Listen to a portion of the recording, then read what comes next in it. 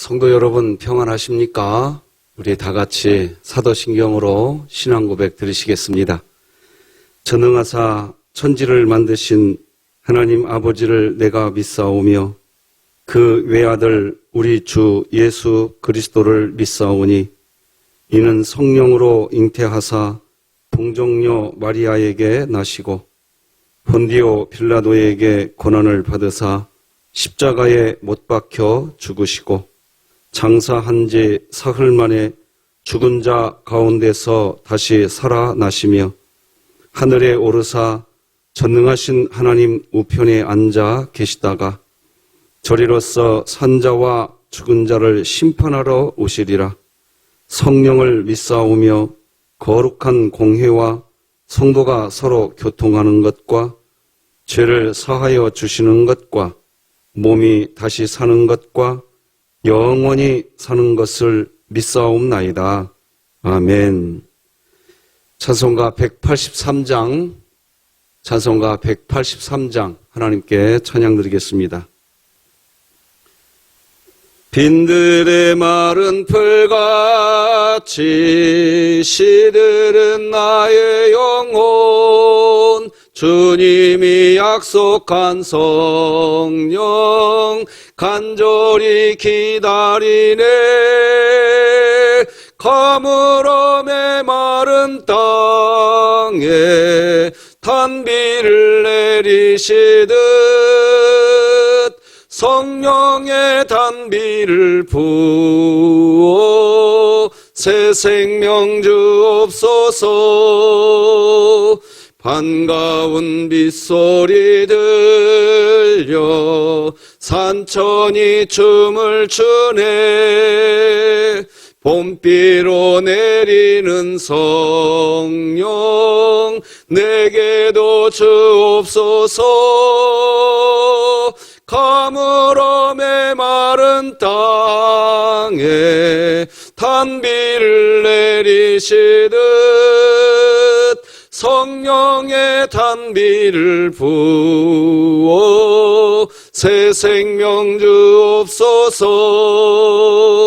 절 따라 우로를 내려 초목이 무성하니 갈급한 내 심령 위에 성령을 부소서. 가물어 메마른 땅에 단비를 내리시듯 성령의 단비를 부어 새 생명 주옵소서. 참되신 사랑의 언약 어길 수 있사오랴. 오늘의 흡족한 은혜 주실 줄 믿습니다. 가물어 메마른 땅에 단비를 내리시듯 성령의 단비를 부어 새 생명 주옵소서. 아멘. 오늘 우리에게 주신 하나님의 말씀은 구약성경 이사야 29장 15절에서 마지막 24절까지 말씀 되겠습니다. 하나님의 말씀입니다. 제가 봉독하겠습니다. 자기의 계획을 여호와께 깊이 숨기려 하는 자들은 화 있을진저 그들의 일을 어두운 데에서 행하며 이르기를 누가 우리를 보랴 누가 우리를 알랴 하니 너희의 패역함이 심하도다. 토기장이를 어찌 진흙같이 여기겠느냐. 지음을 받은 물건이 어찌 자기를 지은 이에게 대하여 이르기를 그가 나를 짓지 아니하였다 하겠으며 빚음을 받은 물건이 자기를 빚은 이에게 대하여 이르기를 그가 총명이 없다 하겠느냐. 오래지 아니하여 레바논이 기름진 밭으로 변하지 아니하겠으며 기름진 밭이 숲으로 여겨지지 아니하겠느냐. 그날에 못 듣는 사람이 책의 말을 들을 것이며 어둡고 캄캄한 데에서 맹인의 눈이 볼 것이며 겸손한 자에게 여호와로 말미암아 기쁨이 도하겠고 사람 중 가난한 자가 이스라엘의 거룩하신 이로 말미암아 즐거워하리니 이는 강포한 자가 소멸되었으며 오만한 자가 그쳤으며 죄악의 기회를 엿보던 자가 다 끊어졌음이라. 그들은 송사로 사람에게 죄를 씌우며 성문에서 판단하는 자를 올무로 잡듯 하며 헛된 일로 의인을 억울하게 하느니라. 그러므로 아브라함을 구속하신 여호와께서 야곱 족속에 대하여 이같이 말씀하시되 야곱이 이제는 부끄러워하지 아니하겠고 그의 얼굴이 이제는 창백해지지 아니할 것이며 그의 자손은 내 손이 그 가운데에서 행한 것을 볼 때에 내 이름을 거룩하다 하며 야곱의 거룩한 일을 거룩하다 하며 이스라엘의 하나님을 경외할 것이며 마음이 혼미하던 자들도 총명하게 되며 원망하던 자들도 교훈을 받으리라 하셨느니라. 아멘. 오늘은 영적 회복 탄력성이라는 제목으로 하나님 말씀 나누겠습니다. 시대가 매우 각박해졌습니다. 극심한 경쟁이 있고 스트레스가 참 많은 시대입니다. 슬픔이 있고 분노가 시시때때로 찾아옵니다. 분노라는 것은 사람마다 마음의 그릇이 있습니다. 이 마음의 그릇이 있는데 이 그릇이 넘쳐나는 것, 그것이 분노입니다. 그릇 안에 그냥 있으면 드러나지 않습니다. 그 안에서만 있으니까 나타나지 않습니다. 그런데 넘쳐나니까 외적으로 보이게 된다는 것입니다. 그릇이 작아서 분노하기도 되지만 그릇에 담으려고 하는 것이 너무 많을 때도 분노합니다. 그래서 사람은 욕심을 내려놓아야 합니다. 사람이 욕심의 마음을 가지고 있으면 동시에 따라오는 게 정직하지 않은 마음입니다. 내가 뭔가를 소유하고 싶은 마음에 그 마음에 내가 눌림을 받으면 그것을 소유하기 위해서 사람들은 정직함을 포기하게 됩니다. 이런 현상은 이제 막 인생을 배우고 세상을 살아가기 시작하는 어린 아이들에게서도 나타납니다. 방금 손에 쥐고 있던 과자가 있었는데도 형이나 누나가 먹으려고 하면 자기 것은 없다고 우게 되면서 우는 아이를 보았습니다. 울어도 그냥 우는 게 아닙니다. 정말 심하게 우는 어린아이를 보았습니다. 마음에 욕심이 있으면 분노 조절 능력도 그렇게 상실하게 됩니다. 오로지 원하는 것은 자신이 갖고 싶은 어떤 물건이나 욕망, 그것이 채워지기만을 소망합니다. 오로지 일방통행을 합니다. 사람은 분노 조절 능력이 그래서 있어야 합니다. 마치 오토기 같이 넘어져도 다시 일어날 수 있는 힘이 있어야 합니다. 그런데 마음의 끝까지 자신이 원하는 욕심을 품고 있으면 잠시 견뎌내는 것 같지만 결국은 자신의 그 욕심을 채우기 위한 분노에 또다시 사로잡히게 됩니다. 회복 탄력성이라는 말이 있습니다. 고무줄을 길게 잡아당겼다가 놓으면 다시 원래 상태로 돌아가는 성질을 회복 탄력성이라고 이야기합니다. 사람마다 이런 회복 탄력성을 다 가지고 있어야 합니다. 그런데 마음에 품고 있는 어떤 욕심이 있으면 회복될 수 있는 힘을 갖기가 어렵습니다. 그래서 깨어있는 교육학자들은 요즘에 자라나는 학생들에게 머리 쓰는 법을 가르치지 말고 마음 쓰는 법을 가르쳐야 한다. 이렇게 이야기를 하시는 분들이 계십니다. 머리에 지식을 주입시키는 것은 한계가 있다는 것입니다. 머리를 도와줄 수 있는 것은 기계들도 많이 합니다. 컴퓨터도 있고 매일같이 손에 들고 다니는 핸드폰 하나만 있어도 웬만한 지식, 사람이 기억하거나 암기해야 하는 정보는 누구나 공유할 수 있습니다. 머리를 쓰는 일은 도와주는데 마음 쓰는 일을 도와주는 게 없습니다. 그런데 최종 승리는 이 마음 쓰는 것. 언제나 그렇지만 마음을 어떻게 사용하느냐, 그리고 마음의 회복 탄력성을 얼마나 유지하고 있느냐 하는 사람, 그 사람이 최후 승리하게 됩니다. 회복 탄력성은 그리스도인이 하나님과 동행하는 삶을 살아가는 믿음의 여정, 신앙생활 과정에서도 매우 필요한 것입니다. 우리는 여전히 악하고 그리고 죄악이 관영하고 타락한 세상에서 여전히 살아가고 있습니다.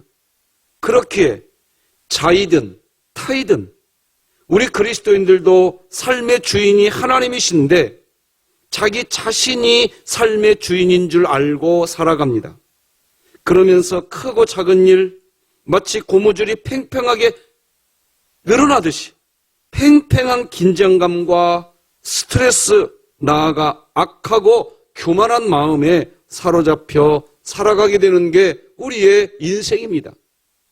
심하면 거만한 마음에 사로잡히게도 됩니다.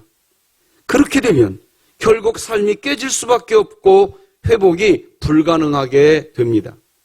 왜 회복이 불가능한 상태가 될까요? 어떻게 해야 회복 탄력성을 높이고 우리는 회복할 수 있을까요? 첫째는 자신의 마음을 하나님께 숨기지 말고 드러내야 합니다. 하나님 앞에서는 어떤 큰 일을 성취하는 그런 생활보다 어떤 큰 업적을 쌓으려고 하는 것보다 작은 일 하나를 하여도 그 마음의 중심이 어디에 있느냐 하는 것이 더 중요합니다.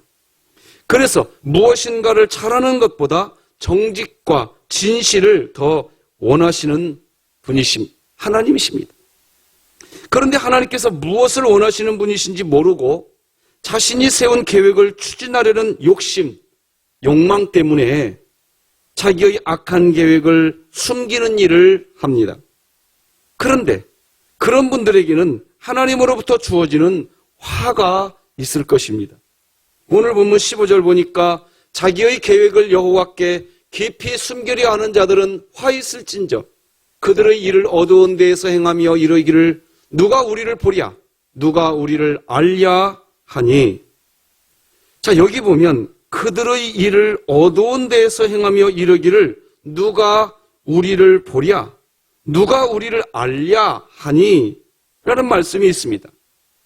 자신의 계획을 숨기기 때문에 다른 사람들은 아무도 모르는 줄 압니다. 누군가를 마음에서부터 미워하고 있습니다. 시기와 분노합니다. 그런 마음이 찾아오면 빨리 하나님 앞에 나가서 하나님, 제 마음에 미움과 시기, 분노의 마음이 있습니다 라고 고백하면서 하나님 앞에 빨리 이야기해야 합니다. 그러면 우리의 마음을 치료하시는 하나님께서 치료해 주십니다. 그런데 안타깝게 하나님 앞에서 숨기려고 합니다. 사람들 앞에서 숨기려고 합니다. 그런 상태를 오늘 본문은 패역함이 심한 상태라고 16절이 기록합니다. 너희의 패역함이 심하도다. 나아가 그런 마음은 토기장이신 하나님을 진흙같이 여기는 마음이라고 설명합니다. 오늘 본문 16절 중반부 보니까 토기장이를 어찌 진흙같이 여기겠느냐? 그렇게 하면 안 된다는 거지요. 자신의 마음 안에 누군가를 향한 미움, 시기, 분노를 가지고 있을 때 나타나는 현상은 정말 악한 현상이 나타납니다. 자신의 위치에서 그 상대방을 공격합니다. 그런데 어떻게 공격하느냐? 자신은 그 상대방을 미워하거나 시기하거나 그 상대방을 향하여 분노하지 않는 것처럼 행동합니다. 그러면서 자신의 위치에서 어떤 업무 관계적으로 또는 그 상대방에게 불이익이 가도록 보이지 않는 손의 역할을 합니다. 그런데 문제는 그런 행동을 하면 할수록 하나님께 자신의 마음, 자신의 계획을 더 숨기게 되더라는 것입니다. 왜 그런 현상이 나타나게 될까요? 자신이 자신을 지으신 이보다 더 낫다고 여기는 교만 때문입니다. 교만하지 않고 겸손한 사람은 자신을 돌봐준, 자신을 지켜준 분에게 감사의 마음을 표현합니다. 자신이 이 세상을 살아갈 수 있도록 도움을 준 사람에게 고개를 숙이게 됩니다. 오늘 보면 16절 하반절 보니까 지음을 받은 물건이 어찌 자기를 지은 이에게 대하여 이르기를 그가 나를 짓지 아니하였다 하겠으며 빚음을 받은 물건이 자기를 빚은 이에게 대하여 이르기를 그가 총명이 없다 하겠느냐. 그리스도인이 건강한 신앙생활을 하려면 자신의 악한 마음의 상태, 마음에 있는 악한 계획을 하나님께 숨기려고 하면 안 됩니다. 재앙을 당할 수밖에 없습니다. 마음의 동기를 하나님께 솔직히 드러내지 않는 것은 스스로 망하는 길입니다. 어떻게 해야 회복 탄력성을 높이고 회복할 수 있을까요? 두 번째는 하나님을 바라보며 믿음과 희망을 붙들어야 합니다. 오늘 보면 17절 이하의 내용은 하나님께서 주시는 소망의 말씀입니다. 17, 18, 19절입니다. 오래지 아니하여 레바논이 기름진 밭으로 변하지 아니하겠으며 기름진 밭이 숲으로 여겨지지 아니하겠느냐.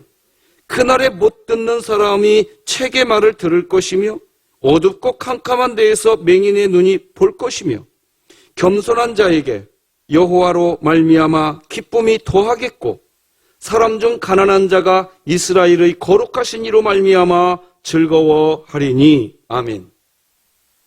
오늘 우리가 본문으로 보고 있는 이사야 29장은 사실 1절에서 16절까지는 하나님께서 유다 백성들을 징계하여서 교육하고자 하시는 것은 그들의 영적 무지와 외식된 신앙행위, 나아가 하나님보다 이방 국가를 더 의지하는 불신앙을 깨치는 것임을 이야기했습니다.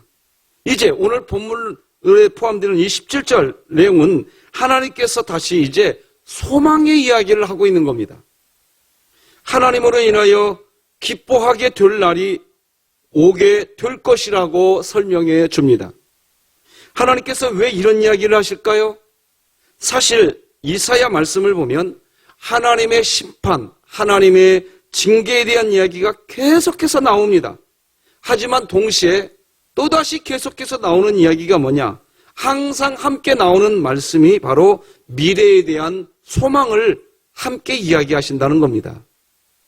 하나님께서 소망의 메시지를 함께 주시는 이유는 하나님에 대한 소망과 믿음을 가져야 이 회복 탄력성이 좋아지기 때문입니다.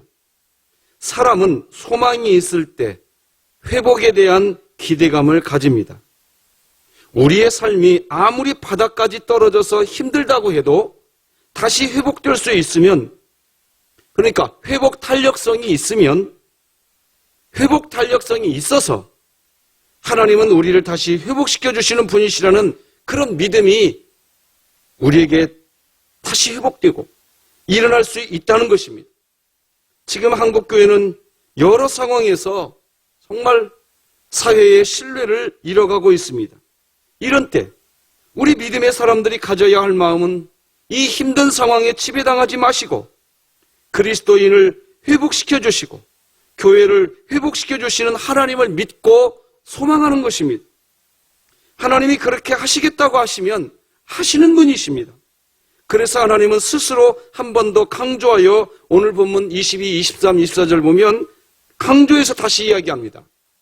그러므로 아브라함을 구속하신 여호와께서 야곱 족속에 대하여 이같이 말씀하시되 야곱이 이제는 부끄러워하지 아니하겠고 그의 얼굴이 이제는 창백해지지 아니할 것이며 그의 자손은 내 손이 그 가운데에서 행한 것을 볼 때에 내 이름을 거룩하다 하며 야곱의 거룩한 일을 거룩하다 하며 이스라엘의 하나님을 경외할 것이며 마음이 혼미하던 자들도 총명하게 되며 원망하던 자들도 교훈을 받으리라 하셨느니라. 아멘. 그리스도인들에게는 이 회복시켜 주시는 하나님을 바라보는 방향이 중요합니다. 그렇게 하기 위해서는 어떤 감정, 어떤 마음의 계획도 숨기지 마시고 하나님 앞에 쏟아 부으시기 바랍니다. 하나님 앞에서 예도의 시간을 가져야 합니다. 감정이라는 것은 여러분 문학에서도 배우셨을 것입니다. 물청소입니다. 물청소. 청소할 때 빗질만 해도 어느 정도 깨끗하게 되지만 정말 깨끗하게 청소하려면 물청소를 해야 합니다. 군대에 있을 때 참 많이 했습니다. 감정도 마찬가지입니다. 빗자리로 쓸어서 없어질 수 있지만 남는 게 있습니다. 그런 때에는 물청소를 해줘야 합니다. 우리가 쉽게 말하는 카타르시스라는 말이 있는데 이 카타르시스라는 말을 사람들이 자주 사용하기도 하지요. 바로 물청소한다는 뜻입니다. 카타르시스를 한자로 정화작용이라고 하지 않습니까? 물청소입니다. 감정의 물청소가 사람들에게는 필요하다는 겁니다. 적당하게 빗자루로 쓸어도 남는다는 겁니다. 그런데 이 감정의 물청소는 무엇으로 가능할까요? 하나님께 우리의 감정, 나의 생각, 마음, 계획을 숨기지 말고 하나님 앞에서 쏟아내는 것, 그것이 영적 물청소입니다. 우는 겁니다. 하나님 앞에서 눈물을 흘리는 것입니다. 숨기지 않고. 오늘 새벽기도 시간이 그런 시간이 되시기를 바랍니다. 기도가 안 되면 여러분 하나님께 안 된다고 솔직히 감정을 이야기하시기 바랍니다. 누군가가 미우면 밉다고, 시기하고 있다고, 분노하고 있다고, 질투의 감정이 있다고 하나님 앞에 쏟아 놓으시기 바랍니다. 우리의 감정 그때 물청소 됩니다. 그런데 우리는 어려서부터 특히 우리 한국 사람들은 울면 있잖아요. 울지 말라고 하는 말을 듣고 자랐습니다. 특히 남자들 왜 울어? 이런 소리 많이 들었습니다. 감정 처리가 안 되는 것입니다. 그래서 우리 한국인에겐 우리 한국 사람에게만 있는 유일한 병이 있지 않습니까? 화병입니다. 울지 마, 표현하지 마 라고 하는 말을 했습니다. 그러나 하나님은 그렇게 하지 않습니다. 수고하고 무거운 짐 갖고 내게로 와서 내 안에서 쉬라고 이야기합니다. 다윗이 그랬습니다. 하나님 앞에서 다 토해냈습니다. 한나만큼 고난 많이 당한 사람이 어디 있겠습니까? 그런데 하나님 앞에서 다 이야기합니다. 나의 마음이 슬픕니다. 나는 슬픈 여자입니다. 그렇게 말을 합니다. 이것이 하나님 앞에서 정화작용이고 그럴 때 우리의 감정이 물청소, 정리가 됩니다. 마음의 생각, 마음의 계획을 숨기기 시작하면 스스로 패역하게 됩니다. 아울러 하나님에 대한 믿음과 희망, 하나님을 통해서 힘을 얻는 경험이 있어야 합니다. 그리고 거기에서 여러분 멈추지 마시고 작은 일이라 할지라도 누군가 다른 사람들을 돕는 일을 시작해 보시기 바랍니다. 그러면 그때 회복 탄력성이 높아지고 우리의 마음이, 우리의 영적 생활이 회복될 줄 믿습니다. 기도하십시다. 하나님 아버지 감사합니다. 참으로 힘들고 어려운 시대를 살아가고 있습니다.